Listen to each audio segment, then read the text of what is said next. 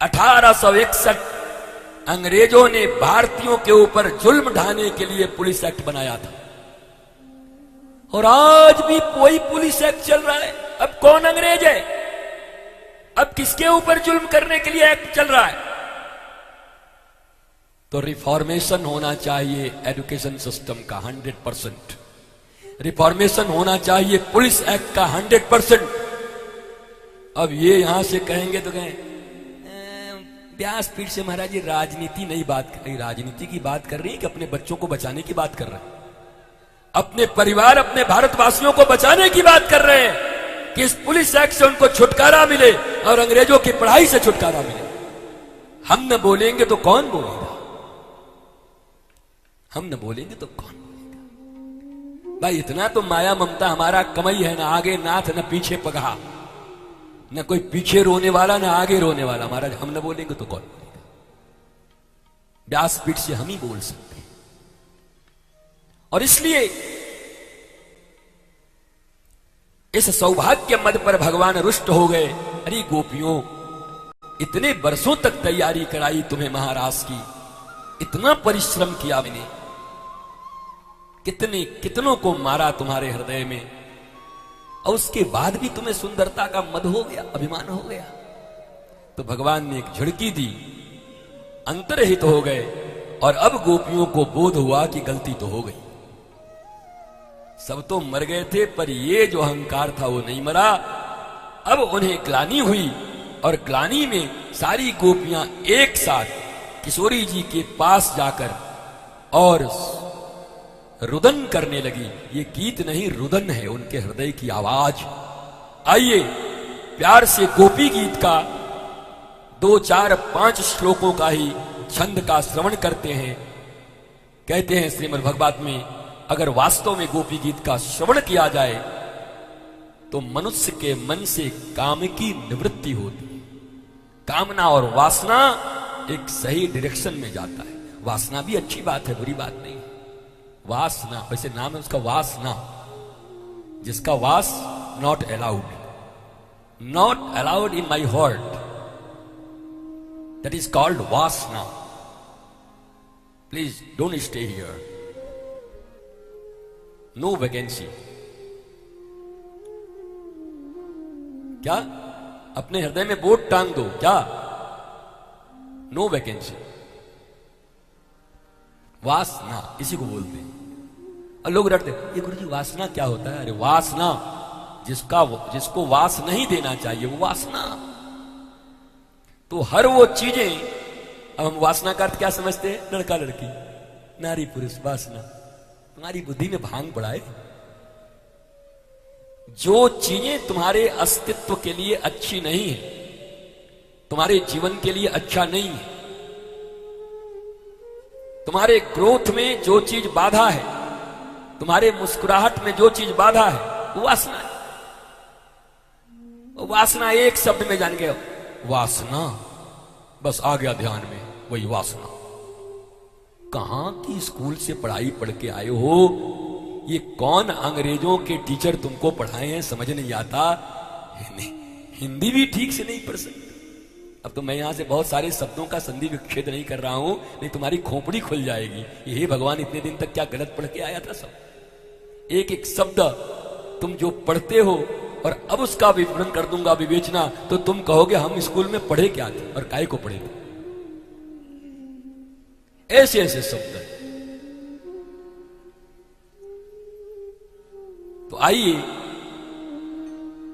गोपी रो करके भगवान श्री कृष्ण से अपने गलतियों के लिए क्षमा मांगती है कि हे गोविंद, आपने इतना प्रयत्न किया, लगातार इतनी लीलाएं की, 6 दिन तक कथा सुनाया, उसके बाद भी हमारे भीतर अगर थोड़ा बहुत अहंकार बचा हुआ है तो हे प्राणनाथ, हे गोविंद, अब इस गोपी गीत के बाद कम से कम ये जो अंतिम बाधा हमारे हृदय में थी उसको भी दूर कर दो। तो ये श्री कृष्ण से मिलन की अंतिम बाधा है, और श्री कृष्ण से मिलन की अंतिम बाधा को दूर करने का ये गीत है। इसलिए आइए ध्यान से इस गीत को गाते और सुनते हैं। जयति तेधिकं जन्मना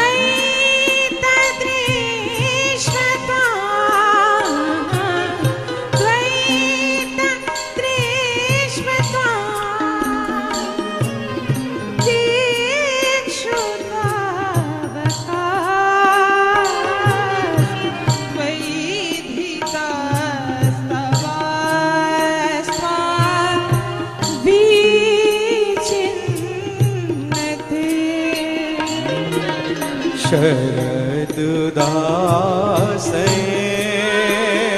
खूब भाव से गाइए, सुनिए। साधु जात रस जो दरा श्री मुसाद्रिसा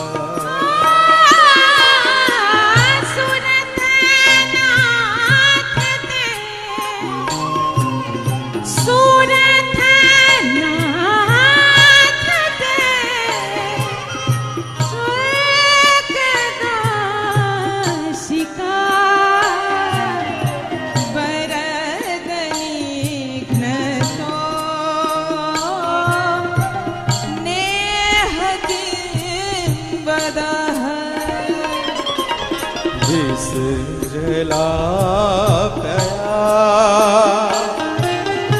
ब्याल राक्षसा दस मारुता जयतुतानला विस्मयात्मजा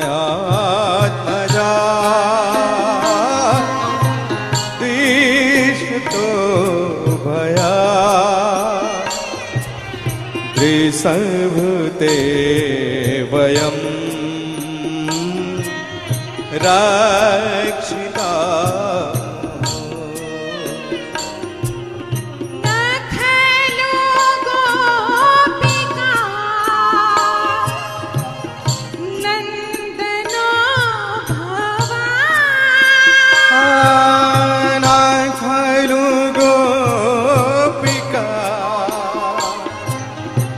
नंदनो भव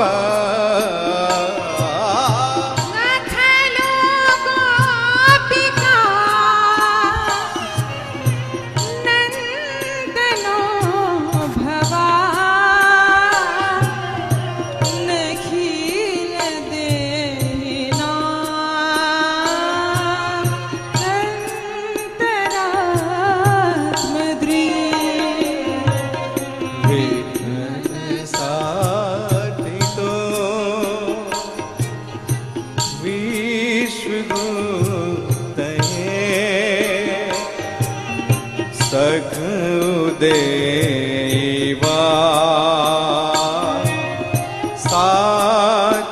सात्वतांकुले विरचिता भयं वृष्णिधूर्यते चरणमीयुषा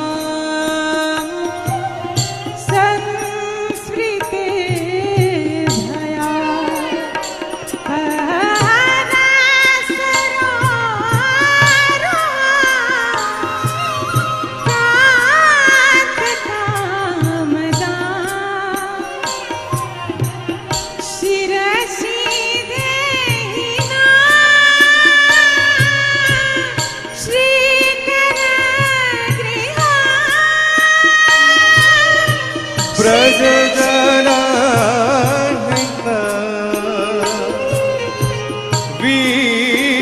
वीर्योसिता निज जन स्मया हंसस्मिता भज सखे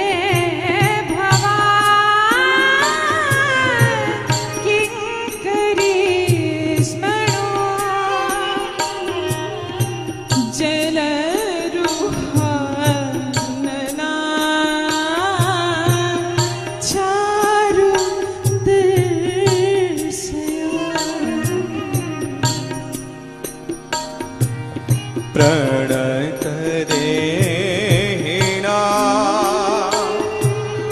पाप कर शरम क्रीड चरानुगम श्रीनिकेतनम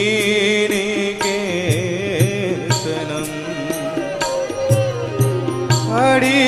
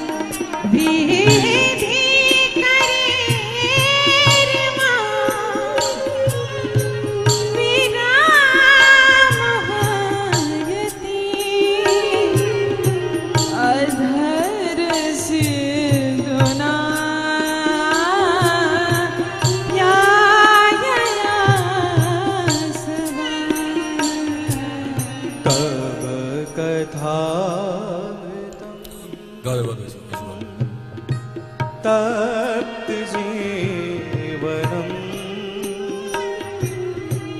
कवि भिरीडितम्